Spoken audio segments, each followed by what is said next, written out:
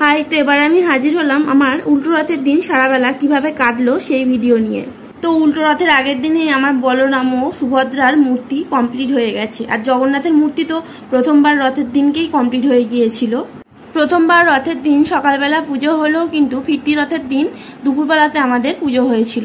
এদিন তাড়াতাড়ি স্নান সেরে জগন্নাথ, বলরাম ও সুভদ্রার যে মূর্তি আমি তৈরি করেছিলাম তার সাথে কিছু ছবি ও ভিডিও তুলে নিই। প্রথমে উঠোনে নিই, তারপরে আমাদের দাওয়াতে এসে কিছু ভিডিও নিই এবং তারপরে এই তিনটে মূর্তিকে আমি ঠাকুর ঘরে রেখে আসি, কারণ এদিন এগুলো পুজো হয়েছিল। তারপর রথটাকে সাজাবার জন্য আমি টগর ফুল দিয়ে একটা মালা গাঁথি, আর এদিকে সেজো কাকুও পুজো করবার জন্য জোগাড়জাত করছিল, ফলারে কাটছিল।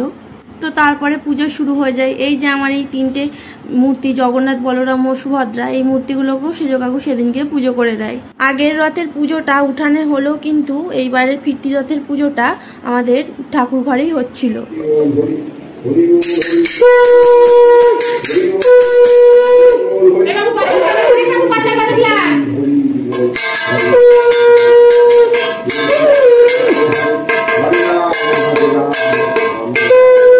তো এইবারের মতো রথের পুজো কমপ্লিট হলো। এরপরে শুরু হলো রথ টানা।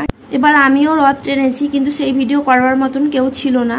আর এবারে মাত্র কয়েকজনই ছিল, আমি, ভাই, সেজো কাকু, সেজো কাকিমা। তো দেখা হচ্ছে পরবর্তী কোনো সুন্দর ভিডিওতে।